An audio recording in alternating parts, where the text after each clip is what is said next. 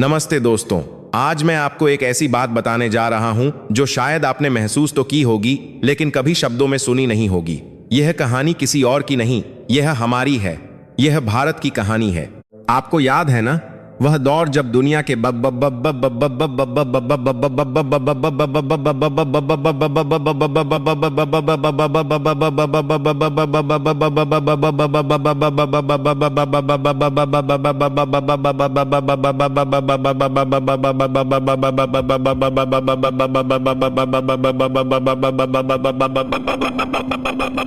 वे कहते थे भारत तो सपेरों का देश है, यह तो गरीबों का देश है।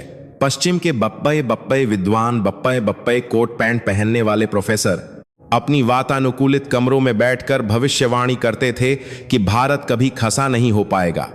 वे कहते थे कि इतनी सारी भाषाएं, इतने सारे धर्म, इतनी अलग अलग तरह के लोग, यह देश तो टुकड़ों में बिखर जाएगा। लंदन की एक बहुत बड़ी यूनिवर्सिटी में एक बार एक बहस चल रही थी। मैं वहां मौजूद था। वहां दुनिया भर के तथाकथित समझदार लोग बैठे थे। चर्चा हो रही थी कि भविष्य किसका है, अमेरिका का, चीन का या यूरोप का। जब भारत का नाम आया तो हॉल में एक हल्की सी हंसी दौड़ गई। एक प्रोफेसर ने चश्मा ठीक करते हुए कहा, भारत तो अपनी गरीबी से ही नहीं लय पा रहा, वह दुनिया को क्या दिशा दिखाएगा। वहां तो लोग आज भी बैलगाड़ी पर चलते हैं। मेरी आंखों के सामने वह मंजर घूम गया जब हमारे वैज्ञानिकों ने साइकिल पर रखकर रॉकेट के हिस्से ढोए थे। मुझे याद आया कि कैसे हम अपनी जरूरतों के लिए दूसरों का मुंह ताकते थे। उस दिन उस हॉल में बैठा मैं चुप था। मेरा खून खौल रहा था, लेकिन मैंने कुछ कहा नहीं, क्योंकि मैं जानता था कि जवाब मैं नहीं, मेरा देश देगा। जवाब मेरा वक्त देगा। और आज 2024 में जब मैं उसी दुनिया को देखता हूं तो नजारा बदला हुआ है। वही प्रोफेसर, वही विद्वान आज हैरान हैं। उनकी आंखें फटी की फटी रह गई हैं। क्यों? क्योंकि जिस देश को उन्होंने सपेरों का देश कहा था, आज वही देश चांद के उस हिस्से पर पहुंच गया है जहां दुनिया का कोई देश नहीं पहुंच पाया। लेकिन दोस्तों, आज मैं आपसे चंद्रयान या बही मिसाइलों की बात नहीं करूंगा, वह तो सब जानते हैं। मैं आपसे उस असली ताकत की बात करना चाहता हूं जो मैंने अपनी गलियों में, अपने गांव में और अपने शहरों के चौराहों पर देखी है। वह ताकत जो इन विदेशी किताबों में नहीं लिखी होती। पिछले महीने की ही बात है। मैं अपने पुराने शहर गया था। वहां सब्जी मंडी में एक बूढ़ी अम्मा बैठी थीं। चेहरे पर झुर्रियां थीं, बाल एकदम सफेद। वह अपनी छोटी सी टोकरी में ताजी मूली और पालक बेच रही थीं। मैंने उनसे कुछ सब्जी खरीदी।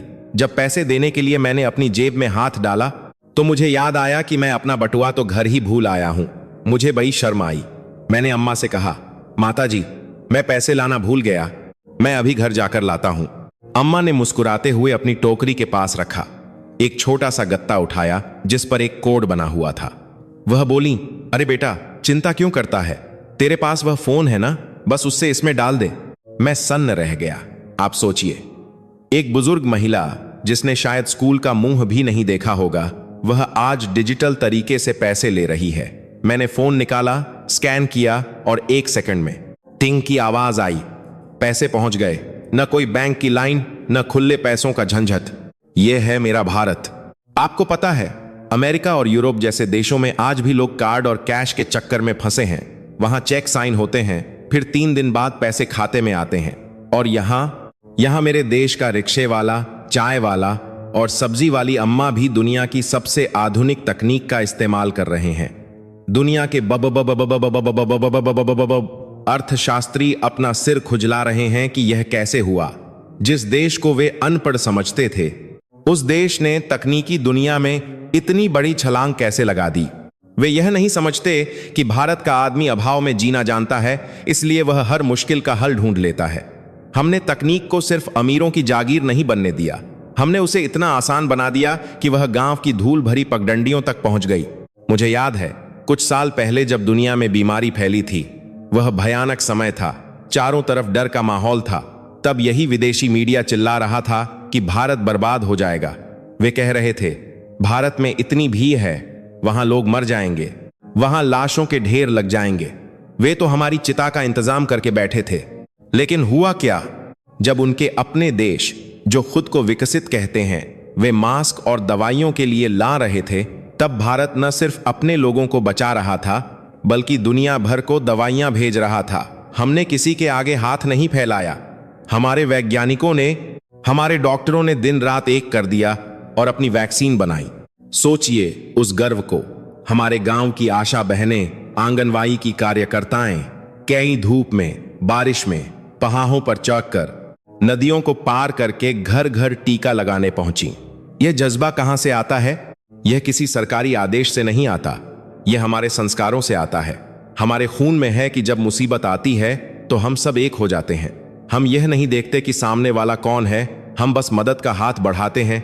पश्चिम के लोग इंसान को एक नंबर समझते हैं, एक आंखा समझते हैं, लेकिन भारत में हम इंसान को इंसान समझते हैं। मैं आपको एक और किस्सा सुनाता हूं। बात बनारस की है। वहां गंगा किनारे एक छोटी सी दुकान है।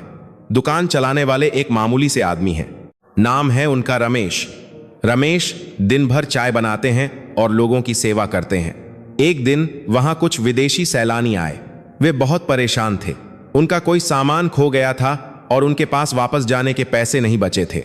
भाषा की दिक्कत थी। वे किसी को अपनी बात समझा नहीं पा रहे थे। रमेश को अंग्रेजी नहीं आती थी, लेकिन उसने उनकी परेशानी समझ ली। उसने उन्हें अपनी दुकान पर बैठाया, चाय पिलाई और अपने टूटे फूटे शब्दों में भरोसा दिलाया। फिर उसने अपने बेटे को बुलाया, जो थोड़ा बहुत पढ़ा लिखा था। रमेश ने अपनी जेब से पैसे निकालकर उन अनजान विदेशियों की मदद की, उनके दूतावास तक बात पहुंचाई। जब वे विदेशी जाने लगे तो उन्होंने रमेश को पैसे देने चाहे। रमेश ने हाथ जोड़ लिए। उसने कहा, मेहमान भगवान होता है। यह जो अतिथि देवो भव की भावना है, यह किसी और देश में नहीं मिलती। यह जो दिल की अमीरी है, यह भारत की असली संपत्ति है। दुनिया जीडीपी के आंकड़े देखती है, शेयर बाजार के नंबर देखती है, लेकिन भारत की असली ताकत उसकी मिट्टी में, उसके रिश्तों में और उसके संस्कारों में है। आज जब मैं देखता हूं कि दुनिया की सबसे बड़ी कंपनियों के सीईओ, चाहे वह गूगल हो या माइक्रोसॉफ्ट, वे सब भारतीय मूल के हैं, तो मुझे हैरानी नहीं होती। क्योंकि भारतीय बच्चा जब बड़ा होता है तो वह सिर्फ किताबों से नहीं सीखता, वह अपने परिवार से सीखता है, समाज से सीखता है। उसे बचपन से सिखाया जाता है कि कैसे सबको साथ लेकर चलना है। उसे सिखाया जाता है कि सफलता का मतलब सिर्फ अपना पेट भरना नहीं, बल्कि पूरे परिवार और समाज का ख्याल रखना है। यही वह मैनेजमेंट है जो बड़ी बड़ी यूनिवर्सिटीज में नहीं पढ़ाया जाता। लोग कहते हैं भारत बदल रहा है। मैं कहता हूं भारत जाग रहा है। सदियों तक हमें दबाया गया, कभी मुगलों ने, कभी अंग्रेजों ने। उन्होंने हमारा सोना लूटा, हमारे हीरे ले गए, हमारे खजाने खाली कर दिए, लेकिन वे एक चीज नहीं लूट पाए। वे हमारी आत्मा को नहीं लूट पाए। वे हमारे ज्ञान को, हमारी हिम्मत को नहीं तो पाए। जैसे राख के ढेर में दबी हुई चिंगारी हवा का एक झोंका पाते ही आग बन जाती है, वैसे ही आज का भारत उठ खसा हुआ है। आज का युवा, चाहे वह बेंगलोर के किसी ऑफिस में बैठा हो या बिहार के किसी खेत में काम कर रहा हो, उसकी आंखों में एक अलग चमक है। अब वह दुनिया के सामने झुकता नहीं है, वह आंख में आंख डालकर बात करता है। आपको पता है, हाल ही में एक रिपोर्ट आई थी। उसमें लिखा था कि आने वाले समय में दुनिया के काम करने वाले हाथों की सबसे ज्यादा संख्या भारत में होगी। दुनिया बूढ़ी हो रही है, जापान बूढ़ा हो रहा है, यूरोप थक रहा है, चीन की रफ्तार भी धीमी पड़ रही है, लेकिन भारत अभी जवान है। हमारी ऊर्जा, हमारा जोश अभी तो शुरू हुआ है। लेकिन इसका मतलब यह नहीं है कि हमारे पास चुनौतियां नहीं हैं, बहुत हैं। आज भी हमारे कई भाई बहन गरीबी से लड़ रहे हैं। आज भी बहुत कुछ करना बाकी है, लेकिन फर्क यह है कि अब हमारे अंदर एक भरोसा है। पहले हम सोचते थे कि सरकार कुछ करेगी, अब हम सोचते हैं कि हम क्या कर सकते हैं। मैं आपको पंजाब के एक किसान की कहानी बताता हूं। लोग कहते हैं खेती में अब कुछ नहीं रखा, लेकिन उस किसान ने, जिसका नाम गुरदीप था, उसने हार नहीं मानी। उसने अपनी छोटी सी जमीन पर पारंपरिक खेती छोड़कर नई तकनीक से जैविक खेती शुरू की। गांव वाले पहले हंसे, बोले दिमाग खराब हो गया है इसका, लेकिन गुरदीप डटा रहा। उसने इंटरनेट से सीखा, यूट्यूब से देखा और अपनी मेहनत लगा दी। 2 साल बाद वही गुरदीप न सिर्फ अपनी फसल विदेशों में भेज रहा था, बल्कि पूरे गांव को एक नई राह दिखा रहा था। यह है भारत की जिज्जीविषा। हम गिरते हैं, चोट खाते हैं, लेकिन फिर खाए हो जाते हैं और धूल झाकर आगे बनते हैं। और हमारी महिलाएं, उनकी बात किए बिना तो भारत की कोई कहानी पूरी ही नहीं हो सकती। पहले कहा जाता था कि औरत का काम सिर्फ घर संभालना है, लेकिन आज आज आप देखिए, इसरो के कंट्रोल रूम में साड़ी पहनकर, बालों में गजरा लगाकर हमारी वैज्ञानिक बहनें मंगल और चांद तक के मिशन को कंट्रोल कर रही हैं। वे घर भी संभाल रही हैं और देश का भविष्य भी। ऐसी शक्ति, ऐसा संतुलन दुनिया में और कहां देखने को मिलेगा। पश्चिम में लोग काम और जीवन को अलग अलग रखने की बात करते हैं, वर्क लाइफ बैलेंस की बात करते हैं। हमारे यहां मोस्प्रा जीवन ही काम है और काम ही पूजा है। एक माँ जब सुबह 4 बजे उठकर सबके लिए टिफिन बनाती है और फिर ऑफिस जाकर टीम लीड करती है, तो वह किसी मैनेजमेंट गुरु से कम नहीं होती। दोस्तों, ये कहानी अभी खत्म नहीं हुई है, यह तो बस शुरुआत है।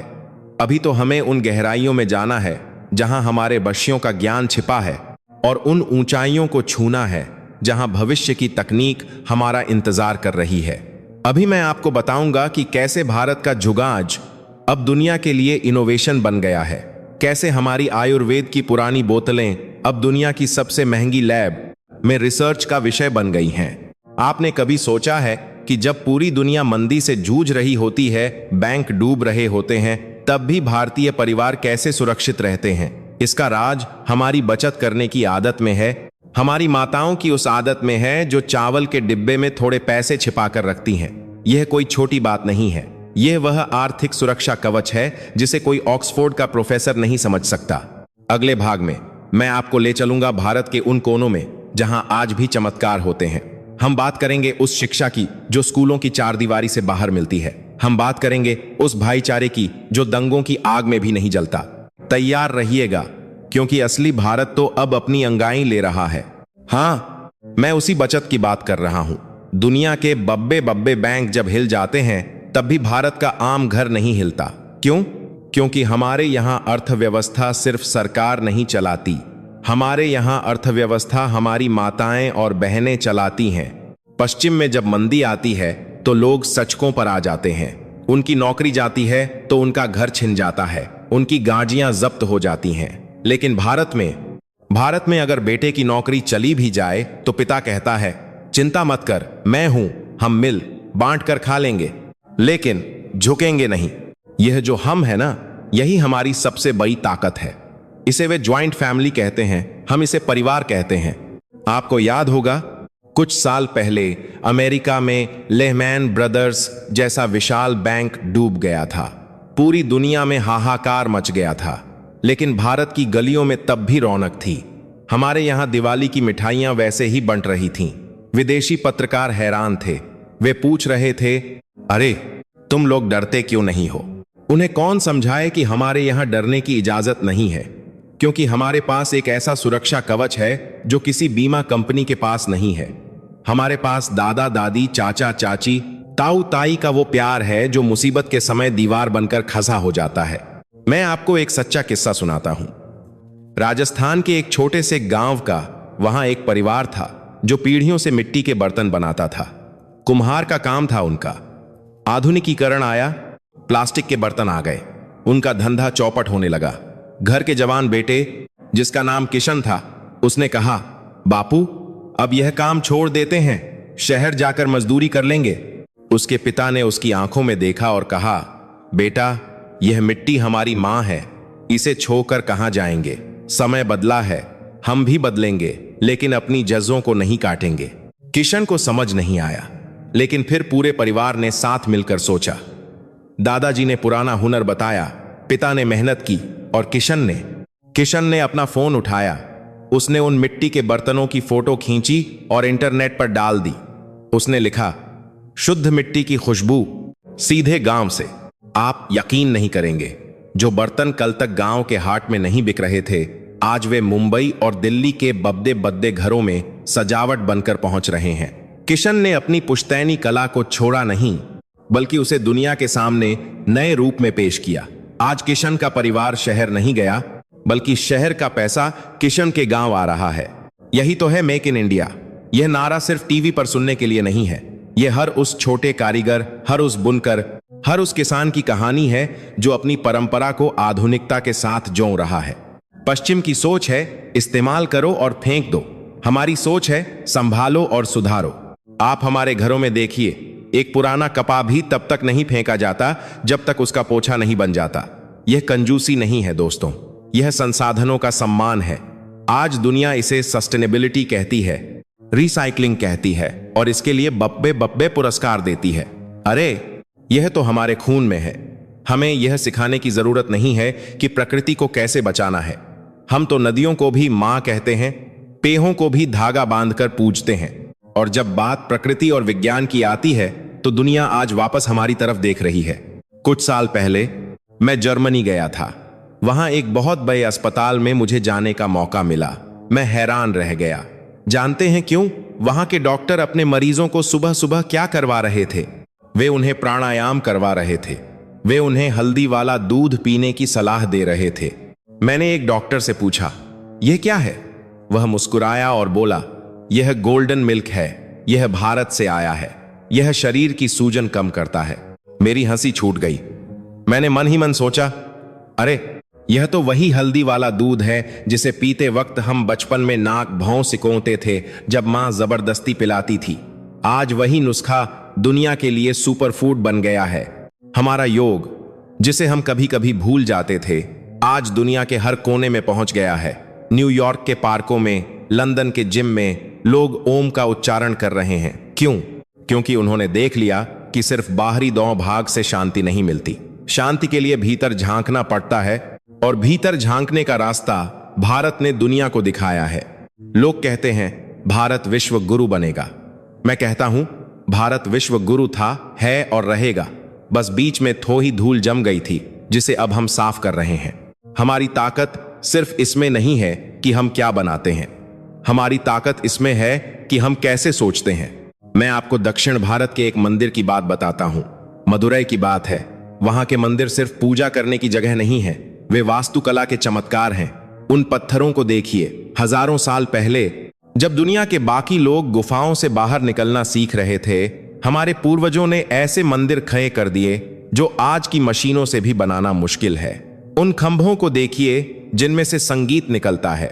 उन मूर्तियों को देखिए जिनकी नक्काशी देखकर आंखें चौंधिया जाती हैं। यह सब बिना कंप्यूटर के, बिना बिजली के, बिना आधुनिक क्रेन के कैसे हुआ? यह हुआ ध्यान से। यह हुआ उस समर्पण से जो कहता है कि काम ही ईश्वर है। जब एक शिल्पकार पत्थर पर छेनी मारता था तो वह सिर्फ पत्थर नहीं काटता था, वह अपनी आत्मा उस पत्थर में डाल देता था। यही वजह है कि वे मंदिर आज भी खाए हैं और आज की बनी इमारतें 50 साल में दरारें दिखाने लगती हैं। आज का भारत उसी विरासत को वापस ला रहा है। बेंगलुरु और हैदराबाद की सड़कों पर निकलिए, आपको वहां सिर्फ ट्रैफिक नहीं दिखेगा, आपको वहां सपने दिखेंगे। वहां के कैफे में बैठिए, आपको वहां युवा लड़के लड़कियां फिल्मों की बातें करते नहीं मिलेंगे। वे बात कर रहे होंगे स्टार्टअप की, वे बात कर रहे होंगे कि कैसे खेती को ऐप से जोड़ा जाए, कैसे बच्चों को सस्ती शिक्षा दी जाए। वे नौकरी मांगने वाले नहीं, नौकरी देने वाले बन रहे हैं। मुझे याद है एक बार एक विदेशी पत्रकार ने मुझसे पूछा था, भारत में इतनी गरीबी है फिर भी लोग खुश कैसे रहते हैं? मैंने उसे जवाब दिया, क्योंकि हमारी खुशी चीजों में नहीं, संतों में है। हम उस देश के वासी हैं जहां एक फकीर भी बादशाह से ज्यादा सम्मान पाता है। हमारे यहां कबीर, नानक और बुद्ध को पूजा जाता है, किसी अमीर व्यापारी को नहीं। यह संतोष, यह ठहराव हमारी संस्कृति की देन है। और आज जब दुनिया डिप्रेशन और तनाव से जूझ रही है, वे भारत की तरफ भाग रहे हैं। ऋषिकेश और वाराणसी के घाटों पर देखिए, कितने विदेशी वहां शांति की तलाश में बैठे हैं। वे वह सुकून ढूंढ रहे हैं जो उनके डॉलर और यूरो नहीं खरीद पाए। दोस्तों, हमें अपनी इस ताकत को पहचानना होगा। अक्सर हम पश्चिम की चमक धमक देखकर हीन महसूस करने लगते हैं। हम अपनी भाषा बोलने में शर्माते हैं, हम अपने कपड़े पहनने में झिझकते हैं। क्यों भाई, किस बात की शर्म?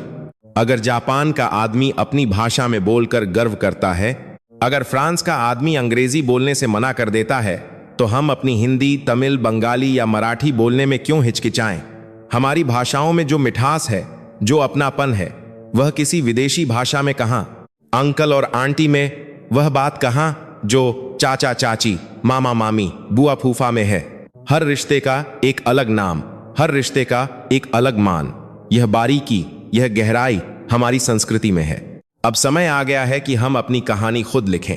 अब तक हमारी कहानी दूसरे लोग लिखते थे, वे हमें बताते थे कि हम कौन हैं, लेकिन अब हमारा युवा, हमारा किसान, हमारा सैनिक, हमारा वैज्ञानिक सब मिलकर एक नया अध्याय लिख रहे हैं। आप देखिए हमारी सेना को, दुनिया की सबसे बेहतरीन सेनाओं में से एक।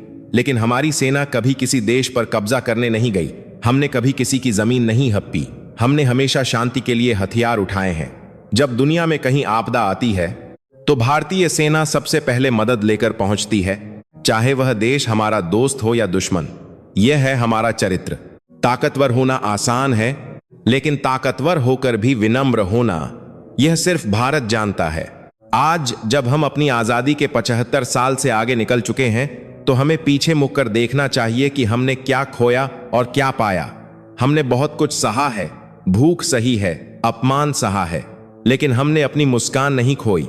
रेलवे स्टेशन के उस कुली को देखिए जो भारी बोझ उठाकर भी मुस्कुराते हुए कहता है, साहब जी और कोई सेवा। उस ऑटो वाले को देखिए जो दिन भर धूप में तपकर भी शाम को अपने बच्चों के लिए खिलौने ले जाता है। यह जो आम आदमी का संघर्ष है, यही भारत की असली ऊर्जा है। यह ऊर्जा अब रुकने वाली नहीं है। हमने दुनिया को 0 शून्य दिया। अगर भारत ने 0 न दिया होता तो दुनिया की गणित वहीं रुक जाती। और आज हम दुनिया को हीरो दे रहे हैं। हर क्षेत्र में, खेल हो, विज्ञान हो, कला हो या व्यापार।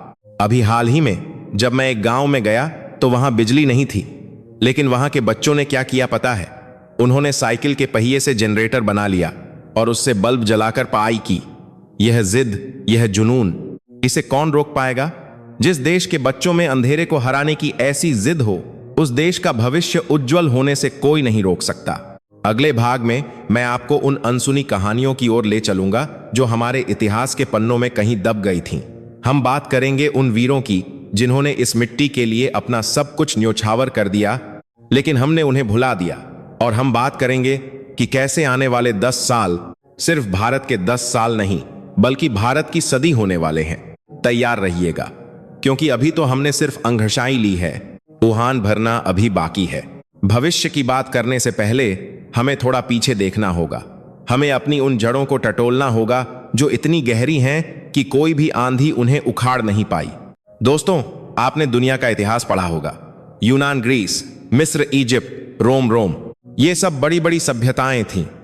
इनका डंका पूरी दुनिया में बजता था। लेकिन आज वे सिर्फ किताबों में हैं या खंडहर बनकर रह गए हैं। उनकी पुरानी संस्कृति, उनके पुराने तौर तरीके सब वक्त की धूल में खो गए। लेकिन भारत आज भी वहीं खड़ा है। वही वेद, वही मंत्र, वही परंपराएं जो हजारों साल पहले थीं, आज भी हमारे घरों में गूंज रही हैं। दुनिया हैरान है।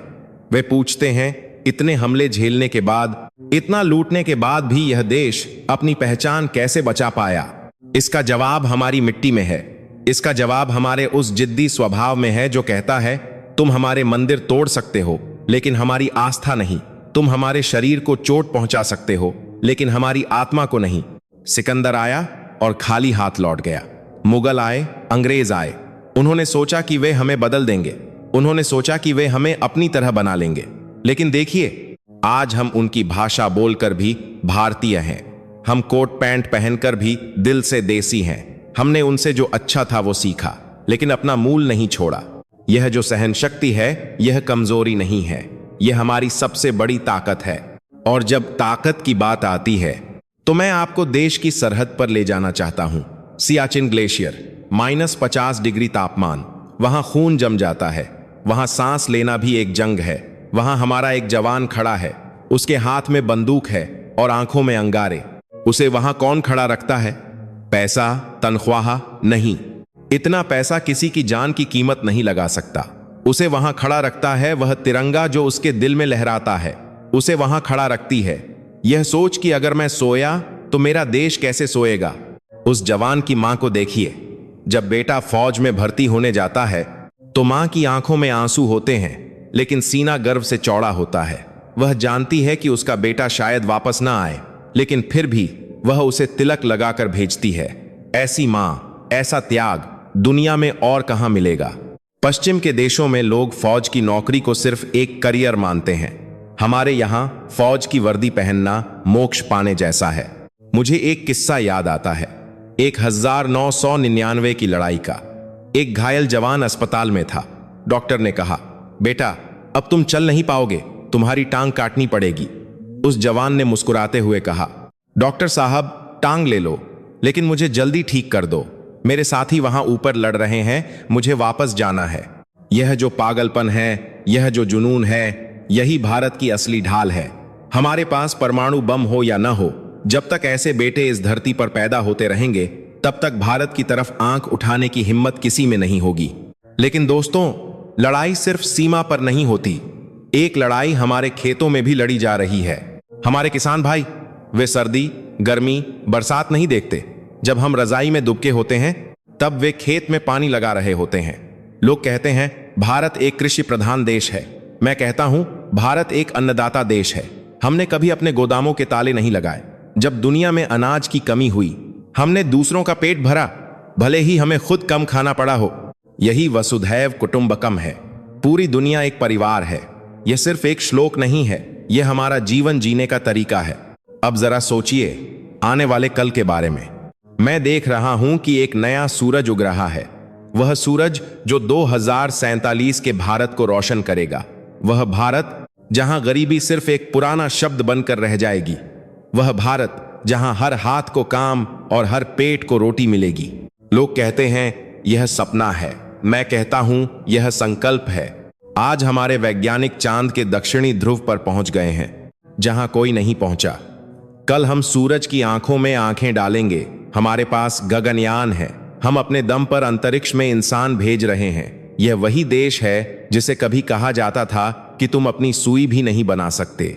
आज हम दुनिया के सैटेलाइट लॉन्च कर रहे हैं। हम दुनिया के लिए लॉन्च पैड बन गए हैं। और यह बदलाव सिर्फ बड़े शहरों में नहीं हो रहा, यह बदलाव छोटे कस्बों में हो रहा है। आज इंदौर, सूरत और विशाखापत्तनम जैसे शहर दुनिया के नक्शे पर चमक रहे हैं। वहां की सफाई देखिए, वहां का अनुशासन देखिए। इंदौर के लोगों ने ठान लिया कि हमें अपने शहर को नंबर 1 बनाना है, और उन्होंने कर दिखाया। यह जन भागीदारी है। जब देश का आम नागरिक झाड़ू उठा लेता है, तो देश साफ होकर ही रहता है। मैं अक्सर युवाओं से मिलता हूं, उनकी आंखों में मुझे एक अलग ही भूख दिखाई देती है। वे अब विदेशों में जाकर बसने का सपना नहीं देखते। वे कहते हैं हमें यहीं कुछ करना है, हमें अपने देश के लिए कुछ करना है। एक्सट्रेडिंग में इनटू हु वे नए नए आइडिया ला रहे हैं। कोई कूड़े से बिजली बना रहा है, कोई पानी बचाने की मशीन बना रहा है। ये स्टार्टअप नहीं है, ये भारत की नई क्रांति है। ये वे लोग हैं जो नौकरी मांगने के लिए लाइन में नहीं खड़े होना चाहते, वे दूसरों की किस्मत बदलना चाहते हैं। आपको पता है, दुनिया में सबसे ज्यादा युवा आबादी हमारे पास है। ये हमारी सबसे बड़ी संपत्ति है। अगर हम इस ऊर्जा को सही दिशा दे दें, तो दुनिया की कोई ताकत हमें रोक नहीं सकती।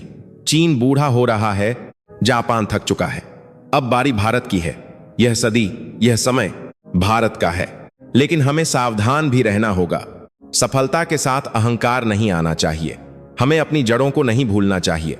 हमें याद रखना होगा कि हम उसी गांधी और बुद्ध की धरती से हैं जिन्होंने दुनिया को अहिंसा का पाठ पढ़ाया। हम कितने भी अमीर हो जाएं, हम कितने भी ताकतवर हो जाएं, हम कितने भी ताकतवर हो जाएं, हमें अपनी विनम्रता नहीं खोनी है। एक पेड़ जितना ऊंचा होता है, उसकी जड़ें उतनी ही गहरी होनी चाहिए। अगर जड़ें कमजोर होंगी तो आंधी में पेड़ गिर जाएगा। हमारी संस्कृति, हमारे संस्कार, हमारे बड़ों का आदर, यही हमारी जड़ें हैं। आजकल मैं देखता हूं कुछ लोग आधुनिक बनने के चक्कर में अपने माता पिता को वृद्धाश्रम छोड़ आते हैं। यह देखकर दिल रोता है। यह हमारी संस्कृति नहीं है। जिस मां ने तुम्हें चलना सिखाया, जिस पिता ने तुम्हारी हर जिद पूरी की, बुढ़ापे में उन्हें तुम्हारा सहारा चाहिए, तुम्हारा पैसा नहीं। असली भारत वहां बसता है जहां शाम को पूरा परिवार एक साथ बैठकर खाना खाता है। असली भारत वहां है जहां पड़ोसी के घर दुख हो तो आपके घर में भी चूल्हा नहीं जलता। इस भावना को बचाए रखना है, क्योंकि अगर हम इंसानियत हार गए तो चांद पर पहुंचकर भी क्या करेंगे। दोस्तों, क्या आपने कभी सोने की चिड़िया वाली कहानी सुनी है? कहा जाता था कि भारत सोने की चिड़िया था। यहां दूध और दही की नदियां बहती थीं।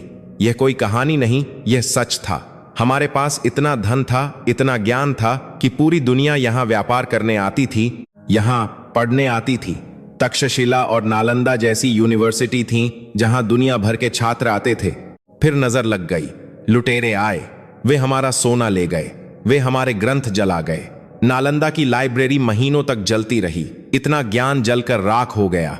हमें लगा हम सब कुछ हार गए, लेकिन नहीं, राख के नीचे चिंगारी बची थी और आज वही चिंगारी फिर से ज्वाला बन रही है। हम फिर से सोने की चिड़िया नहीं बनेंगे, हम सोने का शेर बनेंगे। ऐसा शेर जो दहाड़ता नहीं, लेकिन जिसकी चाल से जंगल का राजा होने का एहसास होता है। हम अब दुनिया से भीख नहीं मांगते, हम दुनिया को दिशा दिखाते हैं। जब पूरी दुनिया युद्ध में उलझी होती है तो वे भारत की तरफ देखते हैं कि भारत क्या कहेगा। हमारे प्रधानमंत्री जब बोलते हैं तो दुनिया सुनती है। यह सम्मान हमें खैरात में नहीं मिला, यह हमने अपनी मेहनत से, अपनी ईमानदारी से कमाया है। आज का भारत अपनी शर्तों पर जीता है। हम किसी के दबाव में नहीं आते। अगर हमें रूस से तेल खरीदना है तो हम खरीदेंगे, क्योंकि हमारे लोगों को उसकी जरूरत है। अगर हमें अमेरिका से दोस्ती करनी है तो हम करेंगे, लेकिन बराबरी के दर्जे पर। हम किसी के पिछलग्गू नहीं हैं। हम एक स्वतंत्र, स्वाभिमानी राष्ट्र हैं। मुझे गर्व है कि मैं उस देश में पैदा हुआ हूं जिसने दुनिया को शतरंज का खेल दिया, जिसने दुनिया को सांप सीढ़ी का खेल दिया, जिसने दुनिया को बताया कि आत्मा अजर अमर है। आप भी गर्व कीजिए, अपने माथे पर लगे तिलक पर गर्व कीजिए, अपनी भाषा पर गर्व कीजिए, अपने खान पान पर गर्व कीजिए। डोसा, इडली, समोसा, दाल बाटी, यह सिर्फ खाना नहीं, यह हमारी पहचान है। अगले और अंतिम भाग में मैं आपको एक शपथ दिलाना चाहता हूं, एक ऐसी कसम जो हम सब मिलकर खाएंगे। हम बात करेंगे कि कैसे एक आम आदमी, आप और मैं, इस देश को महान बनाने में अपना छोटा सा योगदान दे सकते हैं। क्योंकि देश नेताओं से नहीं बनता, देश नागरिकों से बनता है। तैयार रहिएगा, क्योंकि अब वक्त आ गया है अपनी असली ताकत दिखाने का। जय हिंद, जय हिंद। दोस्तों, आंखें बंद कीजिए और मेरे साथ एक सपना देखिए। साल है 2047। हमारा प्यारा भारत अपनी आजादी के 100 साल पूरे कर रहा है। उस दिन का सूरज कैसा होगा, उस दिन की हवा कैसी होगी। मैं देख रहा हूं कि दुनिया के हर एयरपोर्ट पर भारतीय पासपोर्ट की सबसे ज्यादा इज्जत है। लाइन में खड़े होने की जरूरत नहीं, बस वह नीला पासपोर्ट दिखाया और दरवाजे खुल गए। मैं देख रहा हूं कि दुनिया के सबसे बड़े वैज्ञानिक, डॉक्टर और इंजीनियर भारत आने के लिए कतार में खड़े हैं। वे अमेरिका या यूरोप नहीं जाना चाहते, वे नालंदा और तक्षशिला की इस नई धरती पर आना चाहते हैं। मैं देख रहा हूं कि हमारे गांवों में अब धूल नहीं उड़ती, वहां पक्की सड़कें हैं, बिजली है जो कभी नहीं जाती। किसान अब आसमान की तरफ नहीं देखता कि बारिश होगी या नहीं। उसके पास तकनीक है, उसके पास साधन है। उसके बच्चे अब शहर जाकर नौकरी नहीं ढूंढते, बल्कि गांव में ही अपनी फैक्ट्री लगाते हैं। यह सपना नहीं है दोस्तों, यह वह भविष्य है जिसकी नींव आज, अभी, इसी वक्त हम रख रहे हैं। लेकिन यह भविष्य अपने आप नहीं आएगा, इसे लाना होगा, और इसे लाने वाला कोई और नहीं, आप हैं। अक्सर हम सोचते हैं, अकेला मैं क्या कर सकता हूं। देश तो 140 करोड़ लोगों का है। यही हमारी सबसे बड़ी गलती है। याद रखिए, समंदर बूंद बूंद से बनता है। अगर हर बूंद यह सोचे कि मेरे होने या न होने से क्या फर्क पड़ता है, तो समंदर सूख जाएगा। राम सेतु याद है? जब भगवान राम लंका जाने के लिए पुल बना रहे थे तो बड़े बड़े वानर बड़े बड़े पत्थर उठा रहे थे। वहां एक छोटी सी गिलहरी भी थी। वह क्या कर रही थी? वह पानी में भीगती, फिर रेत में लौटती और अपने शरीर पर चिपकी रेत को पुल पर झाड़ देती। वह अपनी क्षमता के हिसाब से योगदान दे रही थी। आज भारत को उसी गिलहरी की जरूरत है। हमें बड़े बड़े भाषण नहीं चाहिए, हमें बस आपका छोटा सा प्रयास चाहिए। अगर आप एक डॉक्टर हैं तो क्या आप महीने में एक दिन किसी गरीब का मुफ्त इलाज कर सकते हैं? अगर आप एक शिक्षक हैं तो क्या आप झुग्गी के बच्चों को 1 घंटा मुफ्त पढ़ा सकते हैं? अगर आप एक दुकानदार हैं तो क्या आप कसम खा सकते हैं कि मैं कभी मिलावट नहीं करूंगा? यही असली देशभक्ति है। तिरंगा फहराना आसान है, वंदे मातरम का नारा लगाना आसान है, लेकिन असली भारत माता की जय तब होगी जब हम सड़क पर कचरा फेंकना बंद कर देंगे। असली जय तब होगी जब हम रेड लाइट पर रुकेंगे, भले ही कोई पुलिस वाला न देख रहा हो। असली जय तब होगी जब हम अपनी बेटियों को बेटों के बराबर मानेंगे, सिर्फ बातों में नहीं बल्कि हकीकत में। मैं अक्सर अपनी बहनों और बेटियों के बारे में सोचता हूं। जिस देश में दुर्गा और काली की पूजा होती है, वहां नारी को डरना क्यों पड़े? आने वाला भारत वह होगा जहां एक लड़की रात के 2 बजे भी बेखौफ होकर सड़क पर चल सकेगी। उसे यह डर नहीं होगा कि कोई भेड़िया घात लगाए बैठा है। उसे भरोसा होगा कि यह पूरा समाज उसका रक्षक है। यह बदलाव हमें लाना है। हमें अपने बेटों को सिखाना होगा कि असली मर्दानगी किसी को डराने में नहीं, बल्कि किसी की रक्षा करने में है। हमें अपनी सोच की जंजीरों को तोड़ना होगा। सालों की गुलामी ने हमारे दिमाग में एक बात बिठा दी है कि जो विदेशी है वही अच्छा है। हम अंग्रेजी बोलने वाले को होशियार समझते हैं और हिंदी या अपनी मातृभाषा बोलने वाले को गंगवार। यह मानसिक गुलामी है, इसे उखाड़ फेंकिए। अपनी भाषा पर गर्व कीजिए, अपने कपड़ों पर गर्व कीजिए। धोती, कुर्ता या साड़ी पहनने में शर्म कैसी? यह हमारी पहचान है। जब आप अपनी संस्कृति का सम्मान करेंगे तभी दुनिया आपका सम्मान करेगी। जापान को देखिए, चीन को देखिए, फ्रांस को देखिए। क्या वे अंग्रेजी के पीछे भागते हैं? नहीं, वे अपनी भाषा में काम करते हैं, अपनी भाषा में सोचते हैं और इसीलिए वे आगे हैं। जिस दिन भारत अपनी भाषा में सोचना शुरू कर देगा, उस दिन हमारे विचारों की उड़ान को कोई रोक नहीं पाएगा।